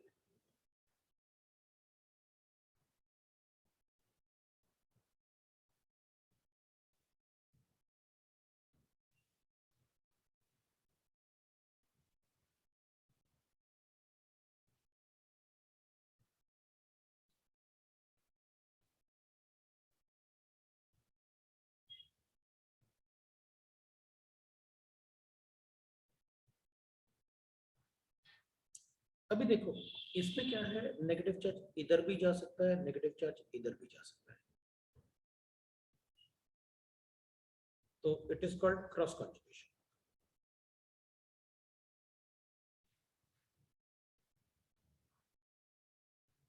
लेकिन इधर नेगेटिव चार्ज एक ही लाइन में जाएगा, this is called linear conjugation.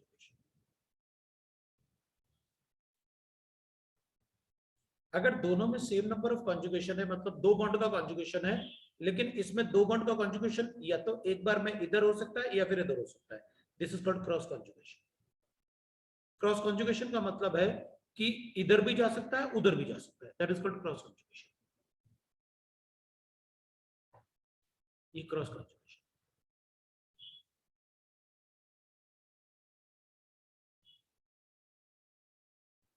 Structure with linear conjugation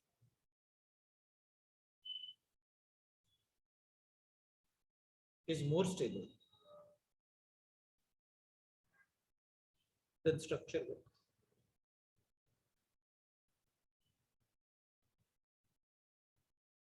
cross conjugation.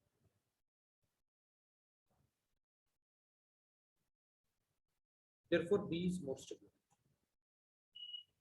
But remember that है, अगर मेरे पास ऐसे की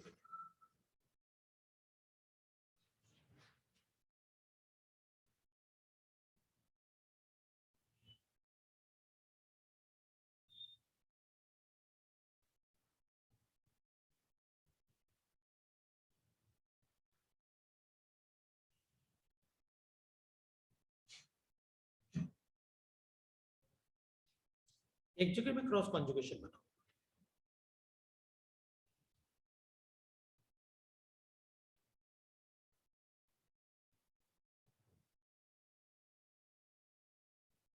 और एक जगह में लीनियर कॉन्जुगेशन बनाओ।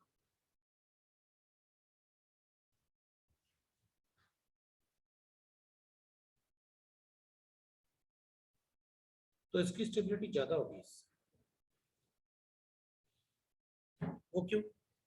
इधर ज्यादा कॉन्जुगेशन है,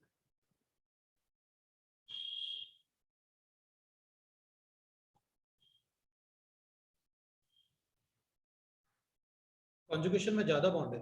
अपन लीनियर और क्रॉस की बात तब करेंगे जब दोनों में एक जैसा नंबर का कॉन्जुगेशन हो, इधर भी 2 बॉन्ड का कॉन्जुगेशन, इधर भी 2 बॉन्ड का कॉन्जुगेशन। तो इधर तो 3 बॉन्ड का कॉन्जुगेशन था भाई, इधर तो 2 ही बॉन्ड का कॉन्जुगेशन है पॉजिटिव चार्ज के साथ, तो 3 बॉन्ड का कॉन्जुगेशन होगा तो ज्यादा ही होगा ना। इससे क्या फर्क पड़ता है कि क्रॉस कॉन्जुगेशन है या लीनियर कॉन्जुगेशन है? ज्यादा कॉन्जुगेशन मतलब ज्यादा स्टेबल। अभी बी का स्टेबिलिटी इसमें बी का स्टेबिलिटी ज्यादा ही होगा, क्यों? चार्जेस कम है ना, बाकी सी और डी में तो चार्जेस ही ज्यादा दिख रहे हैं। सी और डी में तो चार्जेस ही चलते हैं। बोलो। इसमें ऐसा कंसिडर कर सकते क्या कि ऑक्सीजन पे नेगेटिव चार्ज है बी वाले में और ये वाले में कार्बन पे नेगेटिव चार्ज, तो उससे कंसिडर कर सकते हैं। कर सकते थे, लेकिन more correct is linear and cross conjugation. वही तो बताना था मुझे। द बेस्ट ऑप्शन इज कि लीनियर कंजुगेशन था इसमें और इसमें क्रॉस कंजुगेशन। तो कार्बन पे मुझे भी दिख रहा था, इस पे कार्बन पे, इसमें ऑक्सीजन पे, वो भी चलेगा इधर तो।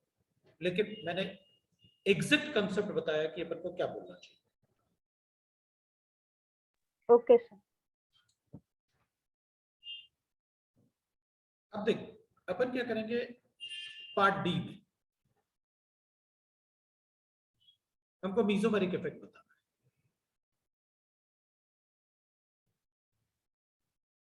तो अगर किसी बेंजीन रिंग से कोई ऐसा एटम अटैच्ड है जिसके पास लोन पेयर है, तो प्लस एम इफेक्ट होता है। और ज्यादा इलेक्ट्रोनेगेटिव एटम है, अपन थोड़ा बना ही लेते हैं। देख भाई, अगर कोई ऐसा एटम अटैच्ड है जिसके पास लोन पेयर है, तो प्लस एम इफेक्ट। और अगर कोई ऐसा एटम अटैच्ड है जिसके पास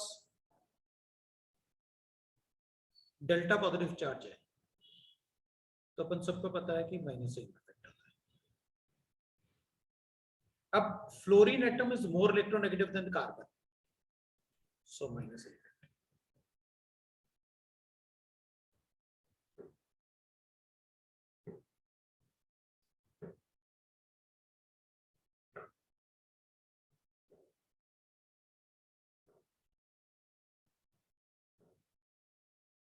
इसमें माइनस ही होगा बिकॉज कार्बन जो इधर डेल्टा नेगेटिव है ना,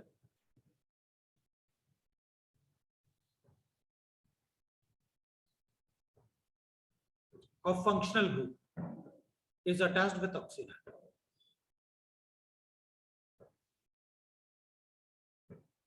तो वो विड्रॉ ही करेगा माइनस से, क्योंकि ऑक्सीजन इससे विड्रॉ करेगा, ये इससे विड्रॉ करेगा।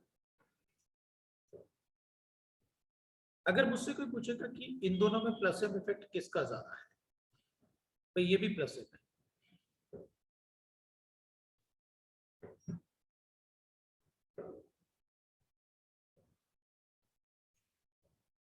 और मुझसे पूछेगा कि इन दोनों में माइनस एम ज्यादा किसका है,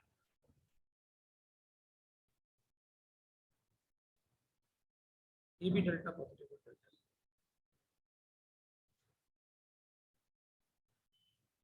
तो अपन कहेंगे देखो, ये भी इलेक्ट्रॉन देगा और ये भी इलेक्ट्रॉन देगा, इस पे भी पॉजिटिव चार्ज आएगा, इस पे भी पॉजिटिव चार्ज आएगा। ये 2p2p ओवरलैपिंग है, ये भी 2p2p,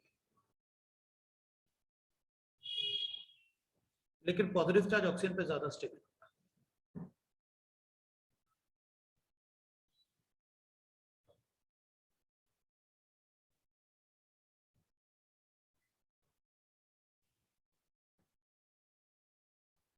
so plus M of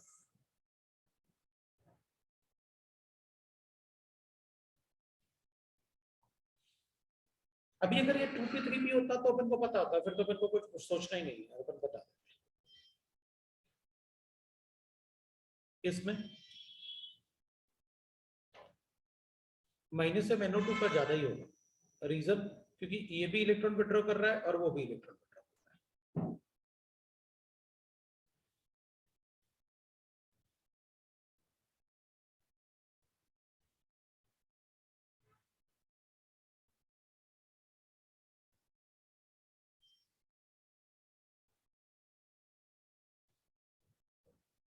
अपन बता सकते हैं।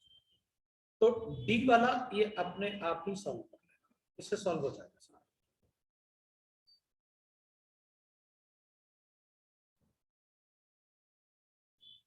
डी वाला अपने आप सॉल्व हो जाएगा।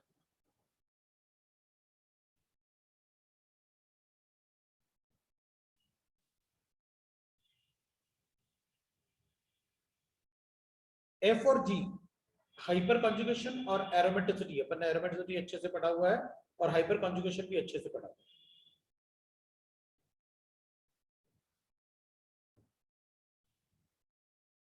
F और G अपन अपने आप ही पढ़ेंगे।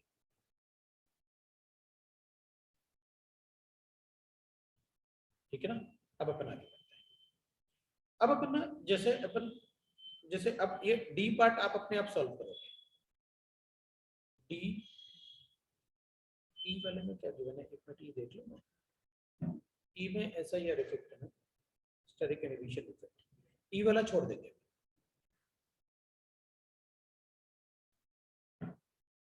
एक ही क्वेश्चन है उसमें, अभी अपन को जरूरत भी नहीं उसकी। एफ जी ये अपने आप सॉल्व कर सकते हो, एरोमेटिसिटी है ना, अपन कर सकते हैं सॉल्व, क्योंकि आपको बस एक बार चेक करना पड़ेगा एरोमेटिसिटी, उसमें मुझे सॉल्व करके दिखाने की जरूरत नहीं है। मैं इलेक्ट्रॉनिक इफेक्ट्स पे आता हूं डायरेक्टली, आप जी सॉल्व कर सकते हो, मैं एफ पे आता हूं। ई एफ जी, अब मैं एच सॉल्व करूंगा, सॉल्व ऑन एरो, मैं डिस्कस करूंगा ये। मैं जी पे आता हूं। अब एप्लीकेशंस की बात कर रहे हैं, अब तक अपन इफेक्ट्स को देख रहे थे, जो अपन ने पढ़े इफेक्ट्स उनके बारे में। अब अपन एप्लीकेशन को देख रहे हैं थोड़ा सा।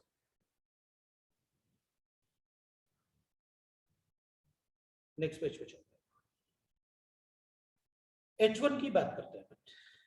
H1 में अपन को है एप्लीकेशन ऑफ इलेक्ट्रॉनिक इफेक्ट्स। अपन को 3 कंपाउंड गिवन है, हमें ये बताना है कि कौन सा रिंग सबसे ज्यादा इलेक्ट्रॉन रिच है। ठीक है भाई, देखो अपन को ऐसे दिखा, अपन क्या कहेंगे, अपन कहेंगे इस पे तो डेल्टा पॉजिटिव चार्ज है यार, ये तो इलेक्ट्रॉन विड्रॉ करेगा, माइनस एम शुगर, बेंजीन का इलेक्ट्रॉन डेंसिटी कम हो जाएगा। बी की बात करते हैं, बी में NH है, C डबल बॉन्ड है और C इस तरह, ये तो इलेक्ट्रॉन दे सकता है, लेकिन ये इलेक्ट्रॉन लोन पेयर ये डबल बॉन्ड के साथ भी कंजुगेशन में है, तो एक बात पता है, ये इसके साथ भी कंजुगेशन,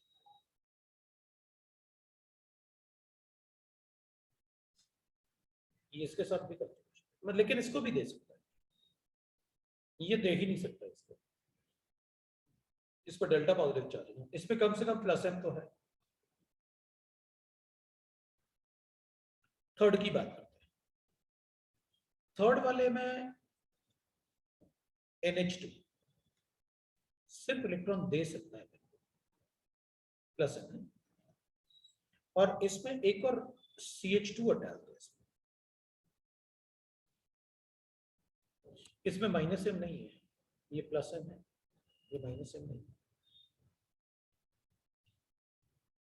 इसमें इधर भी इलेक्ट्रॉन जा सकते हैं, इधर भी जा सकते हैं, तो अपन कहेंगे प्लस एम तो है बट क्रॉस कॉन्जुगेशन, इसमें प्लस एम है ओनली वन डायरेक्शन ना, नो क्रॉस कॉन्जुगेशन, तो क्या समझे, इसमें तो विड्रॉइंग ग्रुप है, ये तो लीस्ट इलेक्ट्रॉन रिच होगा, सबसे ज्यादा C हो गया, फिर B हो गया, फिर B हो गया।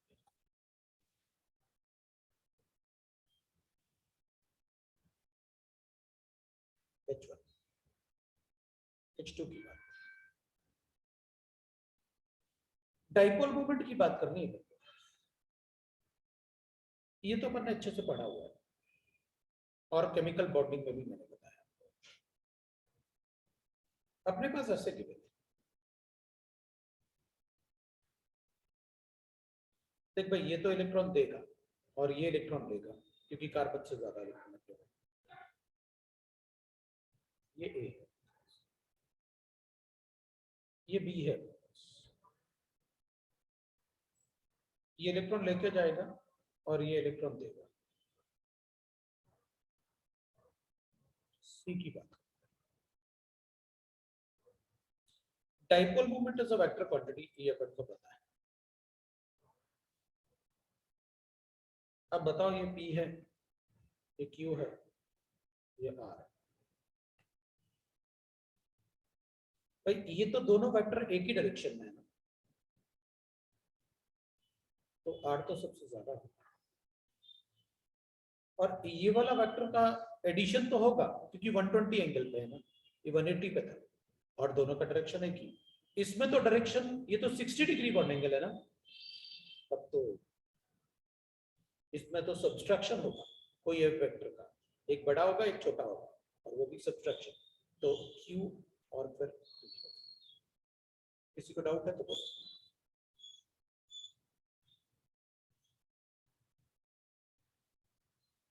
अब फिर डाइपोल मोमेंट की बात कर रहा है H3 में। H3 में डाइपोल मोमेंट की बात करेंगे आपको तो फिर कहेंगे देखो ये 1 है CH3 CH2 NO2, इसका माइनस इफेक्ट ज्यादा है, जो ज्यादा विड्रॉ करेगा वो उसका डाइपोल मोमेंट ज्यादा, ये सेकंड है। हम तो सीधा माइनस इफेक्ट से चेक कर लेंगे।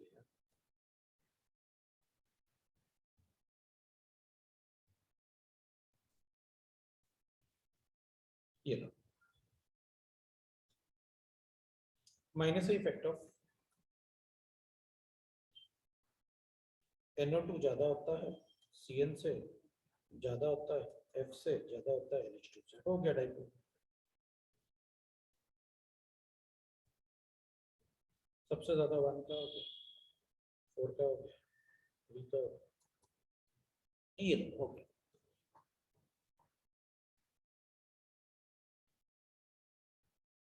अब अपन नेक्स्ट पेज पे चलते हैं। H4 की बात,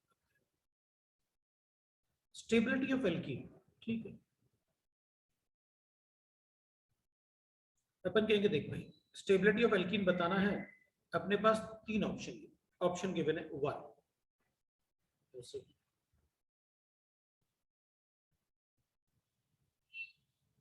ऐसे गिवन है, ऑप्शन 2 ऐसे गिवन है,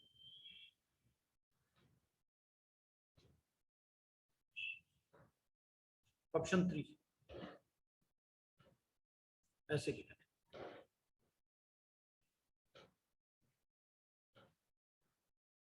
और ऑप्शन 4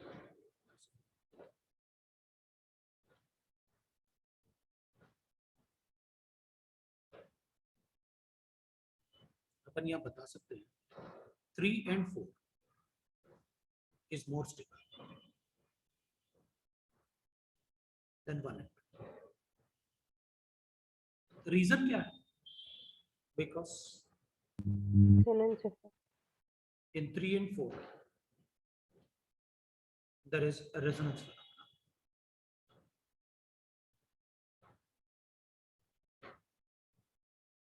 उसमें रेजोनेंस, ये कॉन्जुगेशन है, ये भी कॉन्जुगेशन, इसमें बीच में sp3 है ना,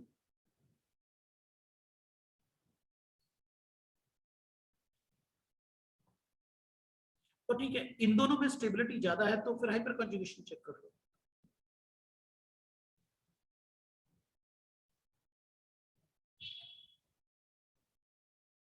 ये दोनों ज्यादा स्टेबल, तो इसमें हाइपर कॉन्जुगेशन कितना हो जाएगा?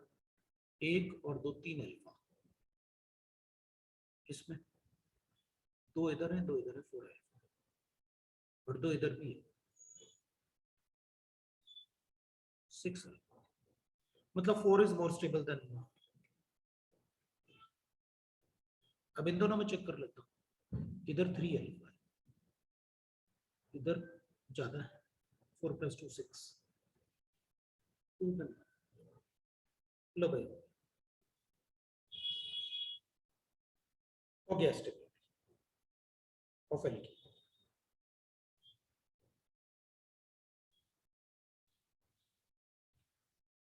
अब अपन यही रुक जाते हैं और नेक्स्ट टाइम फिर अपन कंटिन्यू करेंगे, लेकिन बाकी पार्ट जो मैंने आपसे सॉल्व करने के लिए कहा है ना, वो सॉल्व करके आना, स्टेबिलिटी ऑफ कार्बन एंड वगैरह फिर मैं कल बताऊंगा, अपन कल भी पढ़ेंगे। सर ये आज के नोट्स का PDF शेयर कर देना ना। बिल्कुल भेजूंगा क्योंकि आज में अपन ने काफी कुछ लिखा हुआ है ना, इसलिए मैं शेयर करूंगा। हाँ सर। बिल्कुल। तो ये पूछ रही अल्फा हाइड्रोजन कैसे बताते हैं? अब अल्फा हाइड्रोजन हटना CH2 डबल बॉन्ड CH है, इन दोनों एटम से जो भी कार्बन sp3 अटैच्ड है ना वो अल्फा है, वो अल्फा है।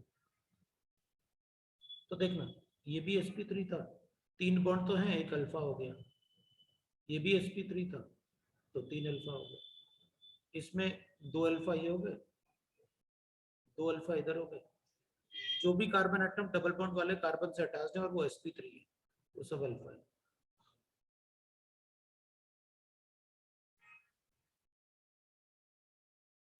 मेरे ख्याल से हो गया, समझ में। चलो फिर आज इतना ही पढ़ा, लेकिन ठीक है ना, आपको क्वेश्चन समझ में, कैसे समझ में तो आया ना कैसे सॉल्व करना है। हाँ सर। कल फिर कंटिन्यू करेंगे, है चलो 1:30 है कल।